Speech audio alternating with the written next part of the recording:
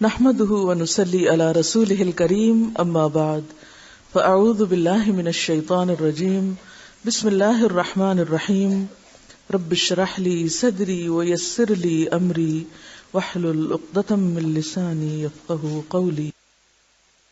امامت کا بیان.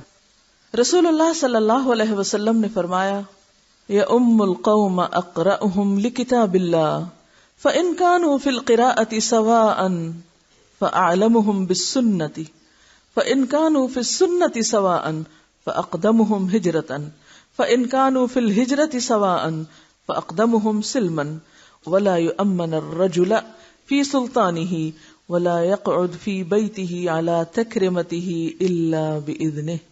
لوگوں کا امام وہ ہونا چاہیے جو ان میں سب سے زیادہ قرآن اچھی طرح پڑھنا جانتا ہو. یعنی اچھی طرح صرف ریڈنگ نہیں مانا، یعنی سمجھتا بھی ہو، کیونکہ قرات ہمارے ہاں کی قرات نہیں. ہمارے ہاں کی قرات کیا ہے؟ صرف الفاظ کا علم. لیکن حقیقت میں قرات کیا ہے؟ جب قرات قرآن ہو تو اس کا معنی کیا ہے؟ اگر آپ اردو کی ایک کتاب پڑھ رہے ہیں تو اس کا کیا مطلب ہوتا ہے؟ صرف الفاظ پڑھنا؟ بک ریڈنگ کس کو کہتے ہیں؟ بغیر سمجھے پڑھنے کو نہیں نا. لیکن ہمارے ہاں قرآن کی قرات کا جو کانسیپٹ ہمارے ذہن میں فوراً آتا ہے وہ کیا ہوتا ہے؟ بغیر سوچے سمجھے پڑھنا. اس کو ہم قرات کہتے ہیں.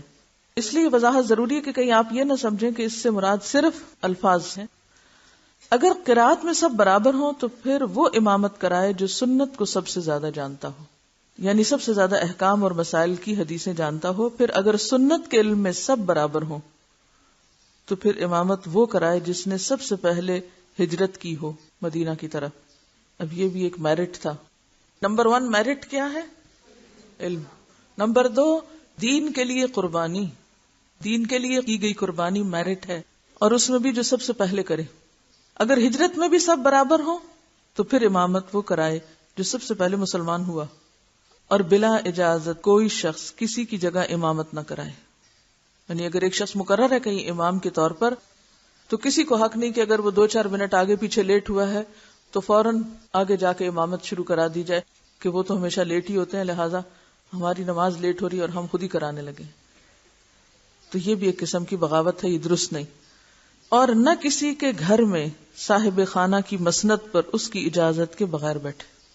یعنی کسی کے گھر میں گھر والے کی جو مخصوص بیٹھنے کی جگہ ہے، مثلاً اس کا اسٹڈی ٹیبل ہے یا اس کا کوئی خاص بیٹھنے کا ایک مقام ہے، تو وہاں جا کر نہ بیٹھے اس کی اجازت کے بغیر. کیوں؟ یہ کیوں معیوب ہے؟ سب سے بڑی بات یہی ہے کہ اس کی پرائیویسی ہے. اس کی کچھ ایسی چیزیں ہو سکتی ہیں کہ جو وہ نہیں چاہتا کہ وہ کسی اور کو دکھائے یا کسی اور کے پاس جائیں، اور دوسرے کے لیے ناگواری کا سبب ہو سکتا ہے، اور ایسی چیزیں تعلقات میں خرابی کا سبب بنتی ہیں. اب دیکھیں نا، کسی کو اس کے مقام سے ہٹا کے یا اس کی اجازت کے بغیر خود وہاں جا بیٹھنا، اس میں صاحب خانہ کے احترام یا مقام یا اس کی پرائیویسی، ان چیزوں کے حقوق پر زد پڑتی ہے. یہ بھی ایک طرح کی سرکشی والی بات ہے نا. لیگ پولنگ یہیں سے تو شروع ہوتی ہے. اچھا، اس چیز کو آپ کہیں اور بھی اپلائی کر سکتے ہیں، اور کہاں نہ بیٹھا جائے. جس طرح استاد کہیں بھی، کسی اسکول میں، کالج میں، یونیورسٹی میں، کہیں بھی، یا کسی کے آفس میں جا کر آفیسر کی چیئر پر بیٹھنا، اور اگر کوئی منع کرے تو کہے یہ بہت بڑے بنتے ہیں، یہ بات نہیں ہے. وہ اس کا خاص مقام ہے جو اسی کے لیے بنا ہے. جب آپ اس مقام پہ پہنچیں گے تو آپ بھی بیٹھ جائیے. کیونکہ کوئی چیز کسی کے لیے مخصوص نہیں ہوتی، یا وہ کوئی اس کے نام نہیں لگی ہوتی، وہ اس خاص مقام کی وجہ سے اس کی ہوتی ہے. جو بھی اس مقام پر ہو وہ وہاں اجازت سے بیٹھ سکتا. وہ چیئر جو ہے وہ سمبلائز کرتی ہے اتھارٹی کو یا پوزیشن کو. تو ایسی صورت میں پھر دوسرے غلط فہمی کا شکار ہو سکتے ہیں. رسپیکٹ کی بات بھی آتی ہے. تکرمہ کا لفظ آیا، کرامت اسی سے ہے نا. یعنی اس سے آپ دیکھیں نا، تعلقات خراب ہوتے ہیں ایسے کاموں سے. صاحب خانہ کا خاص مقام، اس کی جو بیٹھنے کی یہ خاص جگہ جو ہے نا، وہ اس کی گھر پر ملکیت کو ظاہر کرتا ہے نا. اگر کوئی اور آ کے وہاں بیٹھ جائے تو اس کا کیا مطلب ہے کہ اس نے اس کا جو حق ملکیت ہے اس کو بھی چیلنج کیا ہے. بعض اوقات یہ بھی ہوتا ہے کہ کسی شخص نے اپنی سیٹ خاص لیول پر مثلا رکھی ہوئی ہے یا خاص طریقے پر رکھی ہوئی ہے، تو وہ دوسرے شخص کی کام کی روٹین ہے، اس میں بھی وہ چیز خلل انداز ہو جاتی. بہرحال صرف صاحب خانہ ہی نہیں، عام اخلاق بھی کیا ہے کہ اگر کوئی شخص کہیں بیٹھا ہوا ہے، مثلا کھانے کی میز پر ایک خاص جگہ پر بیٹھا ہوا ہے، دوسرے شخص کو کرسی نہیں ملی اور وہ اس طاق میں اچھا کوئی اٹھے تو میں جلدی سے اس کی سیٹ پہ قبضہ کر لوں. اب اگر وہ اٹھا ہے، گیا ہے اور واپس آیا تو دیکھا کہ کوئی اور وہاں پر براجمان ہے، تو یہ چیز بھی درست نہیں. بعض اوقات لائبریری میں ایسے ہوتا ہے کہ ایک اسٹوڈنٹ آیا، بیٹھا ہے، پڑھ رہا ہے، اپنا سب کچھ کر رہا ہے، اتنے میں اسے کوئی ریفرنس یاد آیا، وہ اٹھ کے گیا کوئی اور کتاب لینے کے لیے، اتنے میں وہ آیا تو دیکھتا ہے کہ جی وہ تو کرسی جا چکی ہے. تو یہ ایک بیسک اخلاق کی بات بھی ہے. ٹھیک ہے، چلیے. اگر کتاب اللہ کسی نابالغ بچے کو زیادہ یاد ہو، حافظ ہے بچہ اور باقی سب نہیں، تو اسے امام بنایا جا سکتا ہے. نابالغ بچہ اگر حافظ قرآن ہے تو اس کو امام بنایا جا سکتا ہے. دلیل حضرت عمرو بن سلمہ رضی اللہ عنہ فرماتے ہیں کہ اپنے قبیلے میں سب سے زیادہ قرآن مجھے یاد تھا، پس مجھے امام بنایا گیا، حالانکہ میری عمر 7 سال تھی. اپنے قبیلے میں، کیونکہ باقی تو کسی کو اتنا قرآن آتا نہیں تھا. اندھے کو امام بنانا جائز ہے کیونکہ نبی صلی اللہ علیہ وسلم نے عبداللہ بن ام مکتوم کو امام مقرر کیا تھا، حالانکہ وہ نابینا تھے. اگر نابینا جو ہے وہ زیادہ عالم ہے، کہ بعض نابینا دیکھنے والوں سے بھی زیادہ دیکھنے والے ہوتے ہیں، تو ایسی صورت میں پھر کیا ہوگا؟ اس کو بھی امام بنایا جائے، کیونکہ اصل چیز کسی کا بڑا چھوٹا ہونا نہیں ہے، اصل چیز اس کی قابلیت ہے. تو میرٹ کیا ہے کسی کے امام بننے کا یا لیڈر بننے کا؟ اس کی قابلیت، نہ کہ اس کی شکل و صورت. کیوں کہا گیا کہ اگر تم میں سے کسی چپٹے ناک والے حبشی غلام کو بھی تمہارا امیر بنا دیا جائے تو بھی تم اس کی اطاعت کرو. تو اس سے بھی کیا پتہ چلتا ہے کہ امامت یا قیادت کسی کی شکل و صورت کے ساتھ وابستہ نہیں، اس کی قابلیت کے ساتھ ہے. حضرت اسامہ کے بارے میں جانتے ہیں کون تھے؟ جی ہاں، اسامہ حضرت زید کے بیٹے تھے. ان کو کتنی سال کی عمر میں امیر بنایا گیا تھا؟ تقریباً 17 سال کی عمر تھی یا 18 سال کی. اس لشکر میں کون کون شامل تھا؟ حضرت ابو بکر شامل تھے، حضرت عمر شامل تھے، کبار صحابہ شامل تھے، اور وہ ایک ٹین ایجر قائد تھا، قائد جیش تھا. تو ٹھیک ہے، وہاں ان کے اندر وہ جنگی قابلیت تھی، یعنی تھوڑا سا پھر ایک جگہ سے دوسری جگہ کے اس میں فرق بھی آ جائے گا. یہ نہیں کہ صرف حافظ قرآن دیکھا جائے کہ وہ بھی لشکر کا قائد بن جائے خواہ اس کو تلوار اٹھانی نہ آتی ہو. مراد اس سے یہ ہے کہ عمر میں چھوٹا ہونا یا قد میں چھوٹا ہونا یا پھر شکل و صورت میں مختلف ہونا، یہ کیا ہے؟ یہ معیار نہیں، معیار ہے قابلیت. جب تک مسلمان اس اصول پہ قائم رہے وہ آگے بڑھتے رہے، ترقی کے لیے بے حد ضروری. ایک شخص جسے ڈرائیونگ آتی نہ ہو، اگر اس کو بس پہ بٹھا دیا جائے تو کیا ہوگا؟ ایکسیڈنٹ کرے گا نا. تو اگر ایک ملک کسی ایسے بندے کے حوالے کر دیا جائے، ایک ادارہ کسی ایسے بندے کے حوالے کر دیا جائے، پڑھانے کی جگہ پر کسی ایسے بندے کو بٹھا دیا جائے، تو باقی لوگوں کا حال کیا ہوگا؟ تو ہم سب کو ان احادیث سے صرف ایک محدود سا سبق حاصل کرنے کی ضرورت نہیں، ایک بڑے ذہن کے ساتھ، ایک وسیع ذہن کے ساتھ ان باتوں کو سمجھنے کی کوشش کریں. رسول اللہ صلی اللہ علیہ وسلم نے فرمایا، اس امام کی نماز قبول نہیں ہوتی جس پر لوگ بوجہ اس کی بدعات، جہالت و فسق وغیرہ کے ناراض ہوں. یعنی جس سے لوگ ناراض ہوں اور اسے امام بنانا پسند نہ کریں، اس کی تو نماز بھی نہیں ہوتی. حضرت انس رضی اللہ عنہ روایت کرتے ہیں کہ رسول اللہ صلی اللہ علیہ وسلم کی سی بہت ہلکی اور بہت کامل نماز میں نے کسی امام کے پیچھے نہیں پڑھی. جب آپ عورتوں کی صف میں بچے کے رونے کی آواز سنتے تو اس ڈر سے نماز ہلکی کر دیتے کہ اس کی ماں کو تکلیف ہوگی. حضرت ابو قتادہ رضی اللہ عنہ سے روایت ہے کہ رسول اللہ صلی اللہ علیہ وسلم نے فرمایا، میں نماز لمبی کرنے کے ارادے سے نماز میں داخل ہوتا ہوں، پھر عورتوں کی صف میں بچے کے رونے کی آواز سنتا ہوں تو اپنی نماز میں کمی کر دیتا ہوں، یعنی ہلکی پڑھاتا ہوں کہ بچے کے رونے سے اس کی ماں کو تکلیف ہوگی. تو کیا عورتوں پر جماعت سے نماز پڑھنا یا مسجد میں پڑھنا فرض تھا؟ کوئی فرض نہیں تھا، لیکن کیا تھا؟ رخصت تھی، اجازت تھی. اب اس اجازت کے ساتھ اگر وہ آ گئی ہیں تو ان کو عزت دی جاتی تھی، ان کے حقوق کا وہاں بھی خیال رکھا جاتا تھا جہاں ان کے لیے کچھ لازم نہیں تھا، لیکن وہاں بھی ان کی رعایت رکھی جاتی ہے، اور صرف ان کی نہیں، ان کے بچوں کی. یعنی بچہ رو رہا ہے اور بچے کی وجہ سے ماں کو تکلیف ہو رہی ہے. یعنی کس قدر آپ صلی اللہ علیہ وسلم جو ہیں عورتوں کے حقوق کی اور بچوں کے حقوق کی رعایت کرنے والے ہیں. اور یہاں سے ایک اور کون سی بات سیکھنے کو ملتی؟ جو لوگ کسی وجہ سے معذور ہوں، ہینڈی کیپڈ ایک تو ہوتا ہے انسان فزیکلی یا مینٹلی، یا پھر اپنے مخصوص مسائل یا پرابلمز میں گھرے ہونے کی وجہ سے.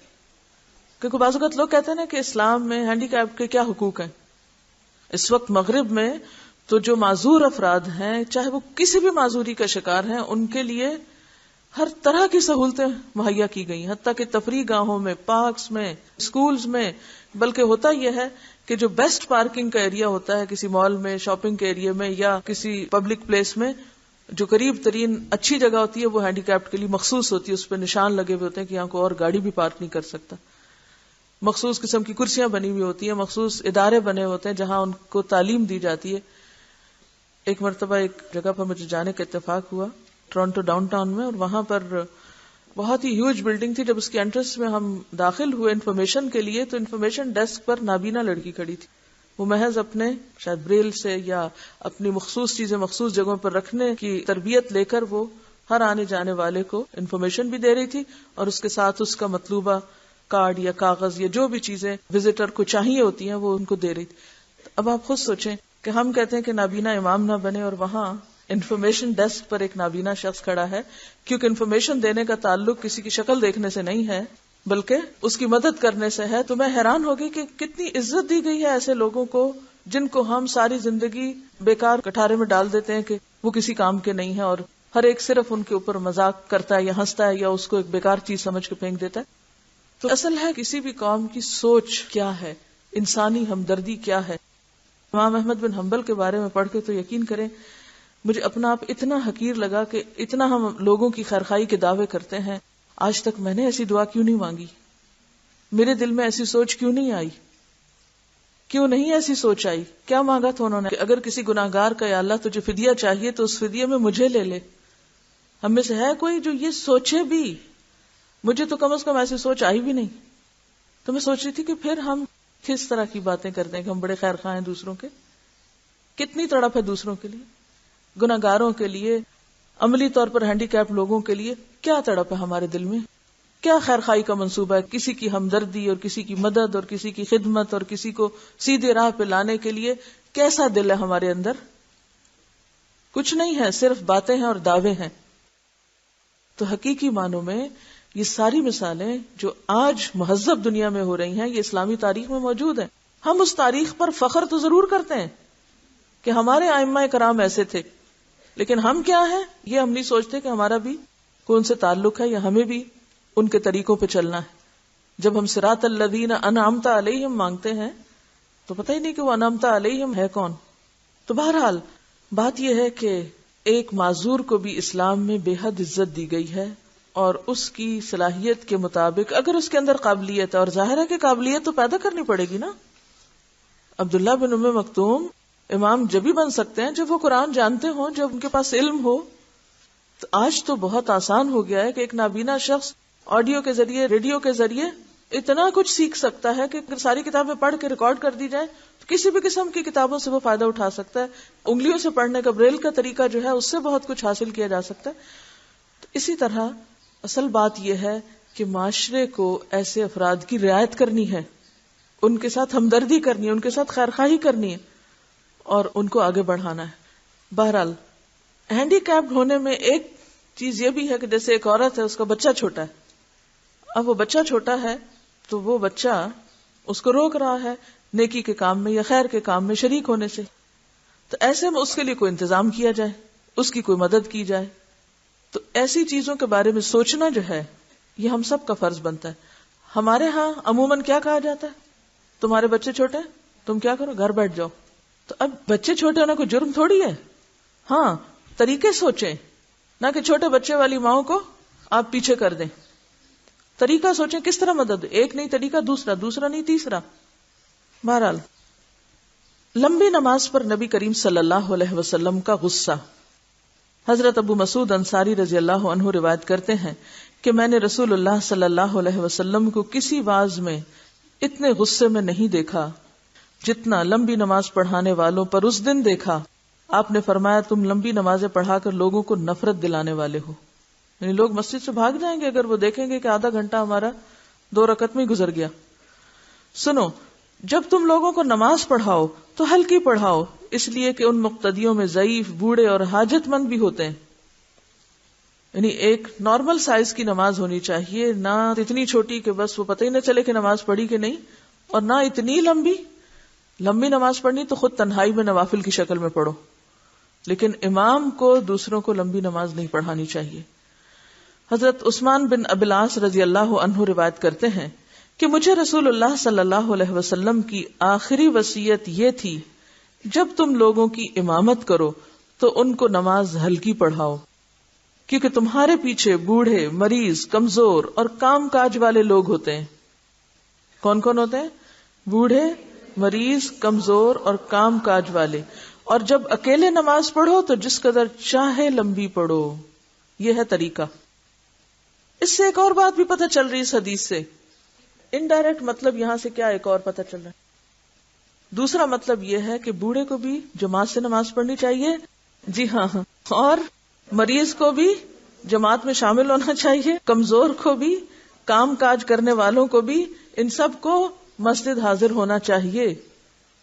کیونکہ عموماً کوئی ہمیں کام پڑ جائے، بیماری آ جائے، کمزوری آ جائے، سب سے پہلے کیا چھوڑتے ہیں؟ نماز. اور باجماعت کی تو ویسی چھٹی ہے ہماری. تو یہاں پر کیا بتایا جا رہا ہے کہ یہ بھی شریک ہو. اور امام کو اسی وجہ سے کہا جا رہا ہے کہ ہلکی پڑھاؤ، کیونکہ یہ بھی بیچ میں موجود ہے. یہ نہیں کہا جا رہا کہ امام تم لمبی کرو اور ان سب کو گھر بھگا دو. ہلکی نماز کا یہ مطلب نہیں کہ رکوع، سجود، قومے اور جلسے کو درہم برہم کر کے رکھ دیا جائے، یعنی یہ پتہ نہ چلے کہ اللہ اکبر اٹھنے کی ہے یا بیٹھنے کی. واضح ہو کہ ارکان نماز کی تعدیل اور طمانینت کے بغیر نماز باطل ہوتی ہے. بلکہ ہلکی نماز کا مطلب یہ ہے کہ قرات میں نسبتاً اختصار کیا جائے مگر قیام زیادہ مختصر بھی نہ ہو. نبی صلی اللہ علیہ وسلم نے فرمایا افضل نماز وہ ہے جس میں قیام لمبا ہو. لیکن لمبے کا مطلب بہت طویل نہیں کہ جیسے کوئی نفلی نماز ہو. نماز میں سکون. حضرت ابو قتادہ رضی اللہ عنہ نے کہا بینما نحن نصلی مع رسول اللہ صلی اللہ علیہ وسلم فسمع جلبة فقال ما شأنكم قالوا استعجلنا إلى الصلاة قال فلا تفعلوا اذا اتيتم الصلاة فعليكم السكينة فما ادركتم فصلوا وما سبقكم فأتموا. اس دوران کہ ہم رسول اللہ صلی اللہ علیہ وسلم کے ساتھ نماز پڑھ رہے تھے، آپ نے لوگوں کی کھٹ پٹ سنی. نماز کے بعد آپ نے پوچھا تم کیا کر رہے تھے؟ انہوں نے عرض کی کہ ہم نماز کی طرف جلدی آ رہے تھے. آپ نے فرمایا ایسا نہ کرو، جب تم نماز کو آؤ تو آرام سے آؤ. جو نماز تمہیں مل جائے یعنی جو پا لو پڑھ لو، جو فوت ہو جائے اسے بعد میں پورا کر لو. اس سے کیا پتہ چلتا ہے؟ اس سے کیا سیکھا آپ نے اس حدیث سے؟ جی ہاں، یعنی ایک مسلمان کی شخصیت کا اس سے اندازہ ہوتا ہے کہ اس کے کام کا انداز کیا ہوتا ہے. وہ ایک بھگدڑ مچانے والا اور ہر وقت پینک کریٹ کرنے والا نہیں ہوتا. ہم سب کو اس سے بچنے کی ضرورت ہے. جلدی کرو، اٹھو، بیٹھو، ادھر ہو جاؤ، ادھر ہو جاؤ، چلو، سو جاؤ، جاگ جاؤ، یہ طریقہ نہیں ہوتا. اور خصوصاً قائدین اور لیڈرز کے اندر یہ تحمل اور وقار ہونا چاہیے. ہم مائیں گھروں میں یہی کچھ کرتی ہیں، ایک طوفان برپا کیے رکھتی ہیں جس کی وجہ سے بچے عموماً ماؤں سے بیزار رہتے ہیں. یہ بہت کامن مرض ہے عورتوں میں. یہ جذباتی ہوتی ہے نا، ابھی ایک ہی جملے میں 10 انسٹرکشنز دے دیں گی. بچہ منہ دیکھتا رہے گا کہ پھر اس کو سمجھ نہیں آئے گی، پھر وہ کہے گا کہ پتہ نہیں کہا کیا، اور پھر وہ نہیں کرے گا تو شامت آئے گی اور سارا قصور اسی کا ہوگا. اور ماں تو ماں ہے، معزز، مکرم. یہ چیز آرگنائزیشن کو بھی شو کرتی ہے کہ پہلے سے سارا کچھ پلانڈ ہے، تیار ہے. ایک اور بات جو آپ لوگ نہیں سیکھ رہے اس حدیث سے، اور وہ ہے آپ صلی اللہ علیہ وسلم تربیت کا کوئی موقع ہاتھ سے جانے نہیں دیتے تھے.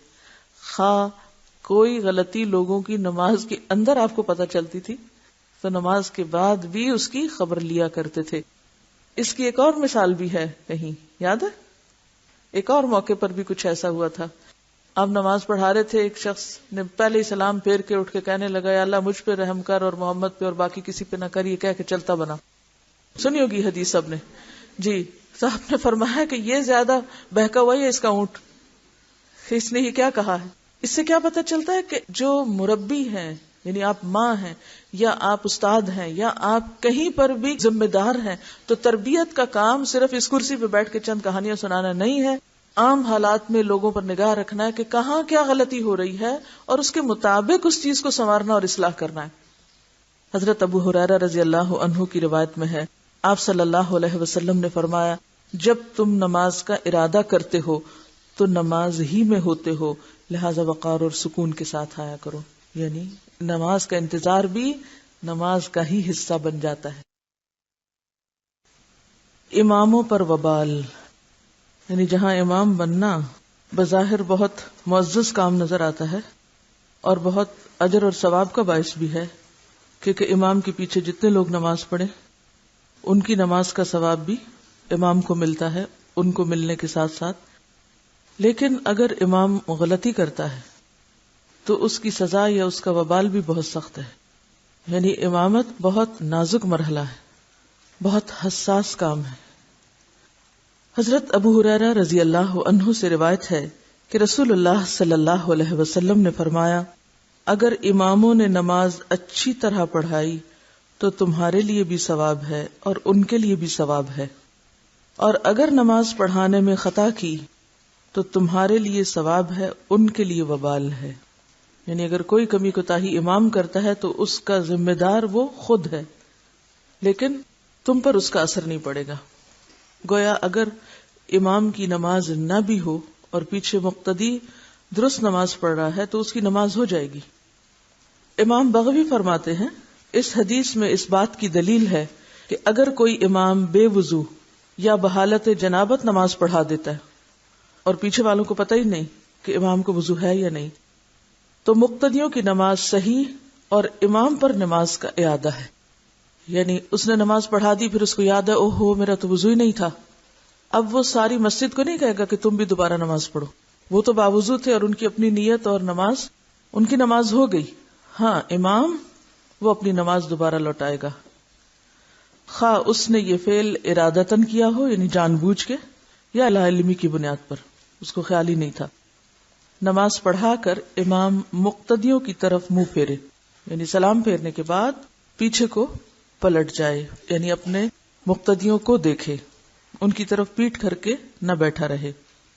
حضرت سمرہ بن جندب رضی اللہ عنہ سے روایت ہے، وہ کہتے ہیں جب رسول اللہ صلی اللہ علیہ وسلم نماز پڑھ چکتے تو ہماری طرف متوجہ ہوتے. حضرت انس رضی اللہ عنہ روایت کرتے ہیں کہ رسول اللہ صلی اللہ علیہ وسلم اپنی داہنی طرف سے مڑتے تھے، یعنی جب پیچھے کو پلٹتے تو دائیں جانب سے گھومتے. حضرت عبداللہ بن مسعود کہتے ہیں کہ تم اپنی نماز میں سے صرف دائیں طرف سے پھر کر شیطان کا حصہ مقرر نہ کرو، تحقیق میں نے رسول اللہ صلی اللہ علیہ وسلم کو دیکھا کہ وہ اپنے بائیں طرف سے بھی پھرتے تھے. یعنی دونوں طرح سے جائز ہے، صرف ایک ہی چیز کو مقرر نہ کر لو. معلوم ہوا کہ امام کو پھرنے کے لیے صرف ایک طرف مقرر نہیں کر لینی چاہیے، بلکہ کبھی دائیں طرف سے پھرا کرے، کبھی بائیں طرف سے، مگر اکثر دائیں طرف سے مڑنا چاہیے کیونکہ کوئی بھی کام دائیں طرف سے کیا جانا پسندیدہ ہے. حضرت براہ سے روایت ہے کہ ہم رسول اللہ صلی اللہ علیہ وسلم کے پیچھے نماز پڑھتے تو ہم آپ کے دائیں طرف کھڑے ہونے کو پسند کرتے تھے تاکہ آپ کا چہرہ ہماری طرف ہو، یعنی پہلے ہمیں دیکھیں گے اور پھر مڑیں گے. اور یہ قدرتی بات ہے کہ انسان کی توجہ دائیں طرف آٹومیٹکلی زیادہ جاتی ہے پڑھاتے ہوئے بھی. امام کی اقتداء کے احکام. اقتداء کا کیا مطلب ہے؟ پیروی کرنا.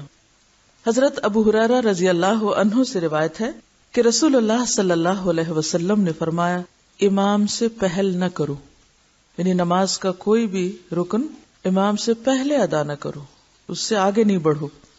جب وہ تکبیر کہے اس کے بعد تم تکبیر کہو، یعنی امام نے اللہ اکبر کہہ لیا تو بعد میں آپ اللہ اکبر کہیں گے دل میں، اور جب امام ولضالین کہے تو تم اس کے بعد آمین کہو، اور جب امام رکوع کرے تم اس کے بعد رکوع کرو، اور جب امام سمع اللہ لمن حمدہ کہے تو تم اللہم ربنا لک الحمد کہو۔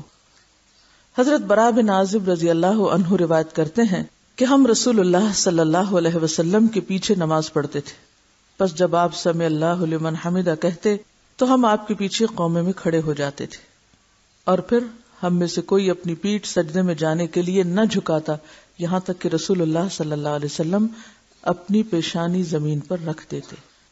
یعنی جب تک رسول اللہ صلی اللہ علیہ وسلم قومے سے سجدے میں پہنچ کر اپنی پیشانی زمین پر نہ رکھ دیتے اس وقت تک تمام صحابہ کھڑے رہتے۔ کیا سمجھ میں آیا؟ مثلاً آپ کھڑے ہو، آپ کے پیچھے والی لڑکی بھی کھڑی ہو، آپ یوں سمجھے کہ جیسے آپ ان کو فالو کر کے نماز پڑھ رہی ہیں، ٹھیک ہے؟ اب آپ دیکھیں، آپ رکوع کریں پہلے، ہاں رکوع ٹھیک نہیں ہے آپ لوگوں کا، جھکیں اور سر سیدھا رکھیں، نہیں ابھی بھی ٹھیک نہیں ہے، اور جھکو اور جھکو اور جھکو، اس لیے کہ رکوع جھکنے کا نام ہے۔ آپ کی کمر سٹریٹ نہیں ہے، آپ ڈر کے کھڑی ہیں، سٹریٹ کریں، کمر یوں ہونی چاہیے سیدھی، کب نہیں نکلا ہونا ہے ورنہ کبڑے ہو جائیں گے۔ نماز ہماری کمر ہی تو سیدھی رکھتی ہے، سٹریٹ کھڑے ہوتے ہیں، پھر اس کے بعد رکوع بالکل سٹریٹ کمر کے ساتھ، حتیٰ کہ گردن جو ہے وہ بھی کمر کے برابر ہو، پھر اب دوبارہ کریں، شاباش، ہاں اب ٹھیک ہے۔ اب آپ سمع اللہ لمن حمدہ کہیں، اب آپ اللہ اکبر کر کے نیچے جائیں سجدے میں۔ اگلا شخص سجدے میں جب سر رکھ چکے گا تو پچھلا شخص نیچے جانا شروع کرے گا، یہ نہیں کہ امام سے پہلے ہی سجدہ کر کے بیٹھ جائیں، کیونکہ بہت دفعہ نماز پڑھاتے ہوئے مجھے خود اس بات کا تجربہ ہوا ہے کہ میں اذکار کر کے اور پھر تعدیل کے ساتھ اوپر نیچے ہوتی۔ تعدیل کا کیا مطلب ہے کہ ہر رکن اس طرح آپ ادا کریں کہ آپ ٹھہر جائیں، یعنی مثلاً رکوع کے بعد کھڑے ہوئے ہیں تو پوری طرح سائلنٹ سٹل، اس کے بعد اللہ اکبر کہہ کے نیچے کو جائیں۔ تو جو لوگ سٹل نہیں ہوتے وہ امام سے پہلے ہی سجدے میں پہنچ جاتے ہیں، آپ ابھی ہاف وے میں ہوتے ہیں، لوگ سجدے میں پڑے ہوتے ہیں، تو یہ طریقہ درست نہیں۔ دوبارہ اس حدیث کو دیکھیے، جب تک رسول اللہ صلی اللہ علیہ وسلم قومے سے سجدے میں پہنچ کر اپنی پیشانی مبارک زمین پر نہ رکھ دیتے اس وقت تک تمام صحابہ کھڑے رہتے، کوئی پیٹھ تک نہ جھکاتا، یعنی اتنا کھڑے رہتے کہ کوئی پیٹھ بھی نہیں جھکاتا تھا۔ صرف اتنا نہیں ہوتا تھا کہ وہ کہتے کہ سجدے میں پہلے نہ پڑھیں، جھکنا ہی نہیں شروع کرتے تھے۔ نبی رحمت صلی اللہ علیہ وسلم فرماتے ہیں، امام سے پہلے نہ رکوع کرو نہ سجدہ، اور امام سے پہلے کھڑے ہو نہ پہلے سلام پھیرو، یعنی نہ پہلے کھڑے ہو اور نہ پہلے سلام پھیرو، یعنی کوئی بھی کام امام سے پہلے نہ کرو۔ حضرت ابو ہریرہ رضی اللہ عنہ روایت کرتے ہیں کہ رسول اللہ صلی اللہ علیہ وسلم نے فرمایا، کیا تم ڈرتے نہیں کہ اللہ تعالیٰ امام سے پہلے اٹھنے والے کے سر کو گدھے کے سر کی طرح کر دے، یعنی اس کی شکل مسخ کر دے؟ اور اگر شکل نہ بھی مسخ ہو تو گدھا کس چیز کو سمبلائز کرتا ہے؟ بے وقوفی کو، کہ اس کی عقل ماری جائے، یعنی اس کو احمق بنا دے۔ گدھا سوچ سمجھ سے کام نہیں لیتا، وہ نہ آنکھیں کھول کے رکھتا ہے اور نہ ہی کانوں سے متوجہ ہوتا ہے کسی آواز کی طرف، بس وہ جس دھن میں ہوتا ہے اسی میں چلتا چلا جاتا ہے، وہ طے شدہ راستوں پر دوسروں کو اندھا دھند فالو کرتا جاتا ہے۔ تو ایسا کرنا دراصل حماقت ہے۔ عقل مندی کس میں ہے کہ انسان سوچ سمجھ کے کام کرے۔ تو جو شخص نماز میں اتنی بھی توجہ نہیں کرتا کہ اس کو کس وقت جھکنا ہے، امام کی پیروی کس طرح کرنی ہے، رکوع میں کب جانا ہے، کھڑے کب ہونا ہے، سجدے میں کب جانا ہے، ان ساری چیزوں کا احساس انسان کو کیا بنا دیتا ہے؟ یہ ساری پریکٹس کس چیز کی ہے؟ نماز ہی پڑھنی تھی نا، کہیں بھی پڑھ لیتے، کبھی بھی پڑھ لیتے، اللہ کی عبادت ہی تو تھی۔ یہ اتنے ڈسپلن کے ساتھ نماز کیوں؟ سینس آف ریسپانسبلٹی اور کیا پیدا ہوتا ہے؟ امیر کی اطاعت پیدا ہوتی ہے، جذبات کا کنٹرول آتا ہے، اور کیا آتا ہے؟ شعور بیدار ہوتا ہے۔ یعنی انسان اگر آنکھیں کھلی نہ رکھے اور دھیان نہ رکھے نماز میں، ہو ہی نہیں سکتا کہ ہر سٹیپ کو صحیح طور پر امام کے پیچھے کرے یا فالو کرے۔ اگر بے خیالی میں اس نے آنکھیں بند کی ہوئی ہیں نماز میں، اس نے سنا امام نے اللہ اکبر کہہ دی، نہ دیکھا نہ بھالا، دڑام سے نیچے، تو یہ گدھے والا کام ہے نا، بے سوچے سمجھے نیچے جا پڑنا۔ عقل مند شخص ایسا نہیں کر سکتا، وہ تو چوکنا ہے، الرٹ ہے، پوری طرح کیئرفلی نماز پڑھ رہا ہے کہ مجھے ہر سٹیپ میں کانشیس رہنا ہے۔ اس طرح انسان ایک سٹیپ بھی بے سوچے سمجھے نہیں کر سکتا اگر وہ صحیح معنوں میں اقتدا کرے۔ تو یہی تو احتیاط ہے، اسی کا نام تو تقویٰ ہے. اور یہ دن کی 5 نمازوں میں پریکٹس کروائی جاتی ہے کہ ہر کام سوچ سمجھ کے کرنا ہے، اپنے وقت پر کرنا ہے، نہ پہلے اور نہ بعد میں. رسول اللہ صلی اللہ علیہ وسلم نے فرمایا جب نماز میں کوئی بات درپیش ہو تو مقتدی سبحان اللہ کہیں